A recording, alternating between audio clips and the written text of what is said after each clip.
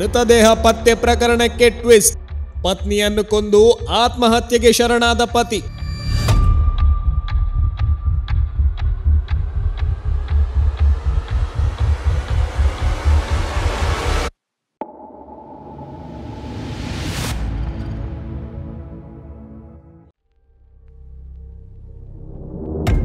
ಬಂಟ್ವಾಳ ತಾಲೂಕಿನ ಬಡಗುಂಡಿಯಲ್ಲಿ ಗಂಡ ಹೆಂಡತಿಯ ಮೃತದೇಹ ಪತ್ತೆಯಾಗಿದ್ದು, ಗಂಡ ನೇಣು ಬಿಗಿದ ಸ್ಥಿತಿಯಲ್ಲಿ ಹಾಗೂ ತುಂಬು ಗರ್ಭಿಣಿಯಾದ ಹೆಂಡತಿಯ ಮೃತದೇಹ ಮಲಗುವ ಕೋಣೆಯ ಬೆಡ್ಡಿನ ಕೆಳಗೆ ಪತ್ತೆಯಾದ ಘಟನೆಗೆ ಟ್ವಿಸ್ಟ್ ಸಿಕ್ಕಿದೆ.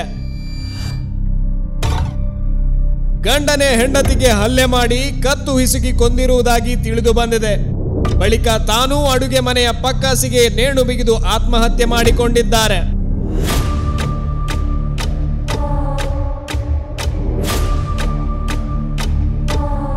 ತಿಮ್ಮಪ್ಪ ರಾಮಮೂಲ್ಯ ಎಂಬುವರು, ಅವರು ಹೆಂಡತಿ ಜಯಂತಿ ಅವರೊಂದಿಗೆ ಫರಂಗಿಪೇಟೆಯಲ್ಲಿ ವಾಸ ಇದ್ದಾರೆ.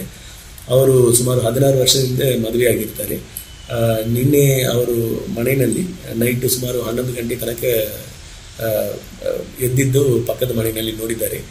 ಅದೇ ರೀತಿಯಲ್ಲಿ ಬೆಳಗಿನ ಜಾವ ಪಕ್ಕದ ಮನೆಯವರು ಅಕ್ಕಪಕ್ಕದವರು ಬಂದು ನೋಡಿದಾಗ ಮನೆಯಲ್ಲಿ ಯಾರು ಆಚೆ ಬಂದಿಲ್ಲದೆ ಇರೋದ್ರಿಂದ ಡೋರ್ ಅನ್ನು ಓಪನ್ ಮಾಡಿ ನೋಡಿದ್ದಾರೆ.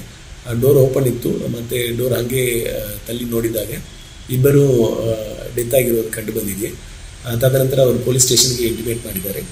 ಪೊಲೀಸ್ ಹೋಗಿ ವೆರಿಫೈ ಮಾಡಿದಾಗ ಅದರಲ್ಲಿ ಅವರು ತಂಗಿ ಯಾರು ಜಯಂತಿ ಅವರು ತಂಗಿ ಅವರ ಹತ್ರದಿಂದ ದೂರನ್ನು ತಗೊಂಡು ತಂಗಿ ಅವರು ಜಯಂತಿ ಅವರನ್ನು ತಿಮ್ಮಪ್ಪರವರು ಕುತ್ತಿಗೆಗೆ ಕೈ ಹಾಕಿಸಿ ಕೊಲೆ ಮಾಡಿ ಮತ್ತು ಅವರು ಅದೇ ನಿಟ್ಟಿನಲ್ಲಿ ಸೂಸೈಡ್ ಮಾಡಿಕೊಂಡಿರೋದು ಕಂಡು ಬಂದಿದೆ.